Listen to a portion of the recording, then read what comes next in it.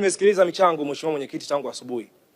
Niseme ni kwa bahati nzuri au kwa bahati mbaya kwamba wizara yetu ni kubwa, ina habari na utamaduni na sanaa na michezo vile vile. Lakini waheshimiwa wabunge wengi ambao wamezungumza walikuwa kizungumza sana upande aidha wa sanaa au upande wa michezo. Sasa sisi ambao ni wachache wana habari, naomba na sisi angalau tupate nafasi hii kuzungumzia kidogo kwenye sekta habari. Mimi naomba ni mshukuru sana Mheshimiwa Rais Dr. Samia Suluhu Hassan. Wakati Samia Suluhu Hassan anaingia madarakani, sisi ambao tulikuwa ni waandishi wa habari tuliona ni kwa namna gani ambavyo taaluma ile ilibadilika na tukatoka katika kipindi ambacho tulikuwa tunafanya kazi katika mazingira magumu na tukaenda katika kipindi ambacho tulikuwa tunafanya kazi katika mazingira ambayo ni rafiki sana. Tulitoka katika kipindi ambacho tulikuwa tukiitwa kwenda kutoa maelezo, unaamini kwamba naenda kufungwa pingu, naenda kufungiwa. Lakini tukaenda katika kipindi ambacho kiitwa kwenda kutoa maelezo TCRA, unaenda kupongezwa kwa kazi nzuri ambayo umeifanya. Kwa hiyo ni mabadiliko makubwa sana ambayo yamefanywa na Mheshimiwa Rais Dr. Samia Suluhu Hassan. Ndugu zangu waheshimiwa wabunge, kuna watangazaji wengi sana ambao mlikuwa mnawasikia katika kipindi cha nyuma ambao sasa hivi inawezekana hamwasikii. Wapo ambao wametoka kwenye taaluma zao ama kwenye hii kazi kwa sababu mbalimbali, lakini wapo ambao wametoka kwa kulazimika, kutoka kulingana na sheria ambayo ilitungwa. Sheria ile sio mbaya, sheria ni nzuri na sisi kama waandishi wa habari tunaipongeza kwa sababu inatengeneza mazingira ya taaluma yetu ya habari kwenda kuheshimika huko mbeleni. Na leo ninapozungumza, naamini baada ya miaka 5 ijayo mwandishi wa habari atakuwa akisimama akizungumza, anaonekana kweli mtu amezungumza ambaye ana kazi yake ambayo inaeleweka kwa sababu ile sheria ambayo inakwenda kutulinda sisi waandishi wa habari. Lakini Mheshimiwa Waziri, wakati ambapo nyinyi mmeingia katika kipindi hiki, na nakushukuru sana kwamba umezungumza ni kwa namna gani wale waandishi wa habari ambao walikuwa ni wenzetu ambao sasa hivi hawapo kwa sababu ya matakwa ya kisheria ya kutokuwa na ithibati, na kushukuru sana, umezungumza vizuri ni kwa namna gani ambavyo tutakwenda kuona huko mbeleni kwamba tutakwenda kurudi kuenda kujoin na sisi ili waendelee kufanya kazi, wapate vipato na waweze kuendesha familia zao. Lakini lazima tuwe na namna ya kutengeneza mazingira ya kwenda kuwasaidia kwa sababu wale ambao wametoka sio muda mrefu ambao wametoka. Kuna waandishi ambao wamefanya kazi kwa miaka mingi lakini sasa hivi hatuko nao. Na umezungumza vizuri kwamba mnatengeneza utaratibu wa kwenda kuwasaidia kwenda kuwarudisha katika ajira zao baada ya kuwa mmetengeneza utaratibu mzuri wa kwenda kuwapa ithibati. Lakini Mheshimiwa Waziri, wakati ule tangazo lile lilivyotoka, kuna waandishi ambao walilazimika kutoka kwenye ajira zao, vyombo vyao vikaondoa kwamba waende sasa wakapambane kwa ajili ya kutafuta ile ithibati. Kwa hiyo wakatolewa kwenye payroll na mikataba yao ikasitishwa. Sasa hivi unapozungumza kwamba mnaenda kutengeneza mazingira mazuri ya kwenda kutafuta namna ya kuwarudisha, lazima pia mkumbuke kwamba zile ajira zao zilizokuwa nazo huku nyuma sasa hivi hazipo tena. Kwa hiyo mtakapotafuta namna ya kwenda kuwapa ithibati, basi Mheshimiwa Waziri, tunajua wewe ni mbunifu na wasaidizi wako wote ni wabunifu. Tafuteni namna ya kuwasaidia wale wengine ambao sasa hivi wako bench. Kuna watu ambao wamefanya kazi miaka 30, wamefanya kazi miaka 25, wengine hawana taaluma za uandishi wa habari lakini wana taaluma nyingine.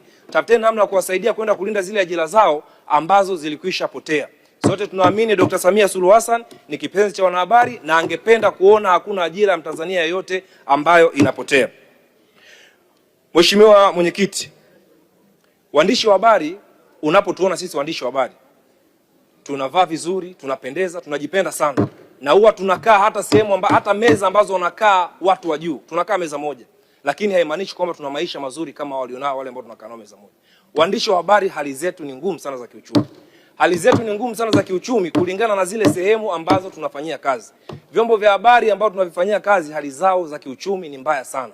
Ni mbaya sana kwa sababu mbalimbali. Lakini moja ya sababu kubwa ambayo tunaizungumza ni kwa sababu vyombo vyetu vya habari havijatengenezewa mazingira mazuri ya kufanya biashara, na vile ambavyo vimetengenezewa mazingira mazuri ya kufanya biashara vinakopwa na serikali, lakini serikali hiyo hiyo inachelewa sana kwenda kulipa yale madeni. Kwa bahati mbaya ukichelewa kumlipa chombo cha habari madeni, TRA hatajua kwamba unadai serikali umechelewa kulipa, NSSF hatajua kwamba unaidai serikali umechelewa kulipa, yeye atakuja. Lakini sasa wewe ambao unamiliki chombo cha habari lazima utengeneze mazingira ya kumlipa serikali, lakini katika mazingira ya kumlipa serikali ambaye utamdanganya ni mwandishi wa habari yule ambaye umemwajiri. Kwa hata kama mwezi wa kwanza, mwezi wa pili, mwezi wa tatu hajalipo.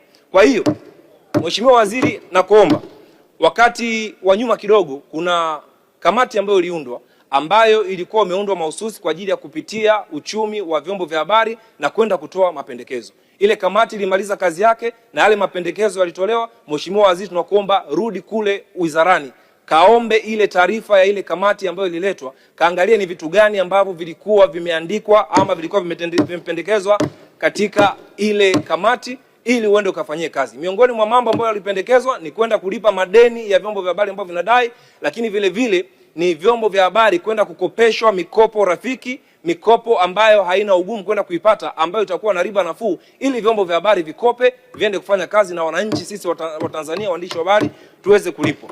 Lakini nakushukuru sana Mheshimiwa Waziri, kama ambavyo umepambana umepata bilioni 20 kwa ajili ya kukopesha watengeneza maudhui, unashindwa nini kutafuta fedha nyingine kwa ajili ya kwenda kutafuta mikopo kwa ajili ya kuvikopesha vyombo vya habari?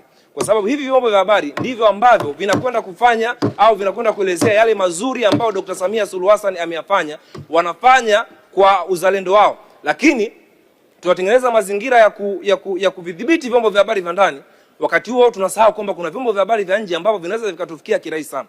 Hata mfano tu vurugu zilizotokea wakati wa uchaguzi, vyombo vya habari vya ndani tunashukuru walikuwa wazalendo, wakakaa upande wa taifa. Lakini ukija kuangalia kuna vyombo vya habari vya nje ambavyo ndivyo vilileta taarifa ambazo ni za uongo, ambapo tumetengeneza mazingira kwa dhibiti hawa ambao watakuwa wazalendo, lakini wale wengine ambao watakuja kuleta taarifa za uongo hatuna access ya kuweza kuwadhibiti. Kwa hiyo nilikuwa naomba Mheshimiwa Waziri, wewe umekuwa ni rafiki wa wanahabari, Mwana FA Mheshimiwa Naibu Waziri amekuwa ni rafiki wa wanahabari, lakini Katibu Mkuu amekuwa ni mwanahabari mwenzetu kwa kipindi cha muda mrefu. Mheshimiwa Rais Dr. Samia Suluhu Hassan alivyoingia, watu ambao waliotengenezea mazingira ya kunyosha vitu haraka haraka walikuwa ni waandishi wa habari. Kwa hiyo tunaamini hata haya mambo mengine hamwezi kushindwa kwenda kuyafanya. Tunaamini ndani ya muda sio mrefu, basi angalau hata sisi wanahabari tutakuwa tunashukuru kwamba maisha yetu angalau yanakwenda vizuri.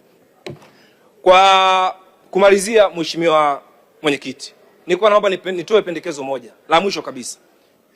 Vyombo vya habari vya kielektroniki kwa maana television na radio, wao wanawajibika kwenye kamati ya maudhui ya TRA. Mheshimiwa, muda wako umeisha.